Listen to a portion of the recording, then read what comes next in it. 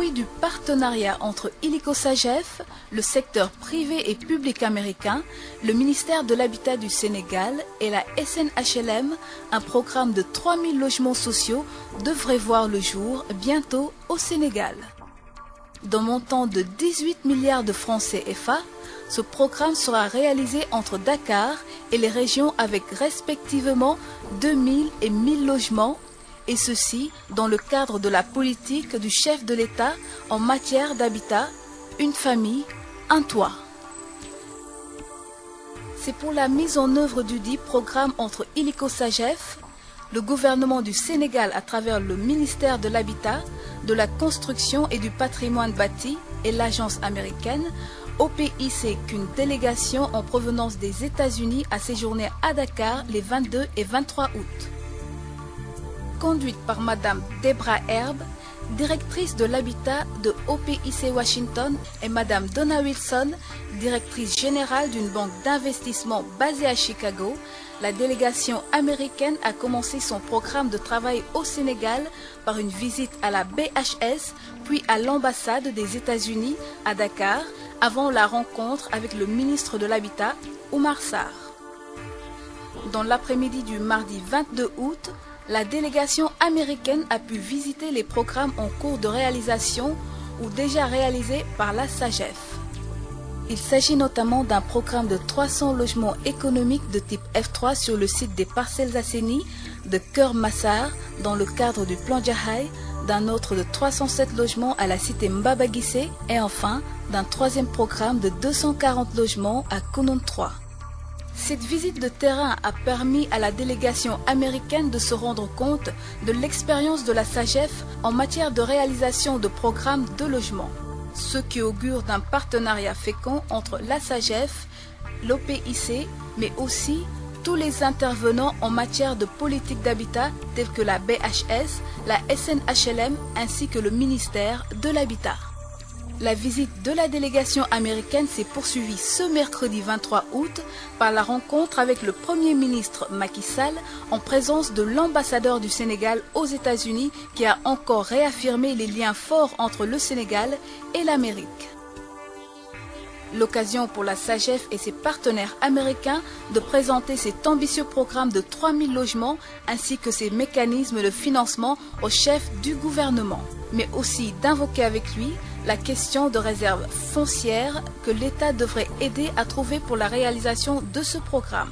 Car si la disponibilité des réserves foncières ne devrait poser aucun problème dans les régions où il est prévu la construction de 1000 logements, il faudra en revanche trouver à Dakar un site pouvant abriter pas moins de 2000 logements. Lesquels logements, dira le PCA de Illico SAGEF, auront l'avantage d'être très accessibles aux Sénégalais moyens. Ils ne coûteront pas plus de 7 millions, conformément au souhait du président Wade. À noter qu'après la Zambie, l'Afrique du Sud, le Ghana et la République démocratique du Congo, le Sénégal sera le premier pays d'Afrique de l'Ouest à pouvoir bénéficier d'un financement de l'OPIC, avec entre autres avantages une technologie nouvelle en matière de logements sociaux, des conditions de financement plus avantageuses, avec notamment une possibilité de refinancement hypothécaire pouvant s'étaler sur 20 ans. D'ailleurs, le plus gros avantage de ce programme SAGEF OPIC SNHLM est de permettre à terme au maximum de Sénégalais de pouvoir accéder directement au marché secondaire américain. Quant au Premier ministre Macky Sall, il a salué le pragmatisme américain et souhaité qu'il aide à aller vite pour accompagner efficacement la politique volontariste du gouvernement en matière d'habitat social à travers le concept « Une famille, un toit ». M. Diop de la SAGEF, qui a été un peu celui qui a permis de faire le déclenchement de cette nouvelle coopération. Alors, ils nous ont proposé des schémas assez innovants en matière de financement de l'habitat. Et ils ont voulu surtout répondre présent à l'invitation du président de la République qui a voulu lancer une politique d'habitat volontariste connue sous le nom « Une famille, un toit ». Cette politique est très ambitieuse. Nous nous sommes donné les moyens de la réussir et nous avons engagé par Nous avons commencé cette politique par le volet Plan Jaxaay, qui a commencé à délivrer ses premiers logements.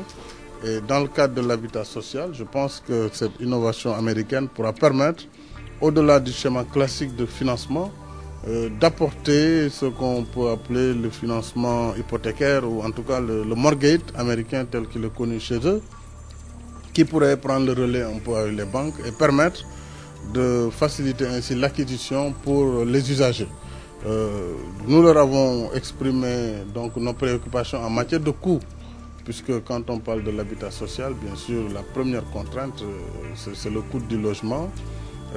À ce niveau, je pense que le ministère chargé de l'habitat, avec sa direction de l'habitat, mais également les directions telles que la SNHLM, qui est en partenariat avec eux, et la Banque de l'habitat, pourrait déjà constituer les premiers éléments de ce partenariat public-privé que nous encourageons dans notre politique de financement du développement. Déjà, dans la stratégie de la croissance accélérée, vous savez que c'est l'un des principaux moyens que nous allons mettre en œuvre pour le financement du développement.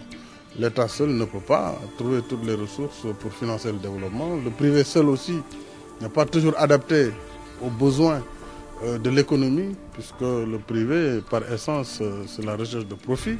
Mais il faut combiner les deux pour arriver à trouver en tout cas les besoins de financement du développement. Et j'ai espoir qu'avec cette formule, l'Amérique pourra rentrer de plein pied dans la politique de l'habitat au Sénégal.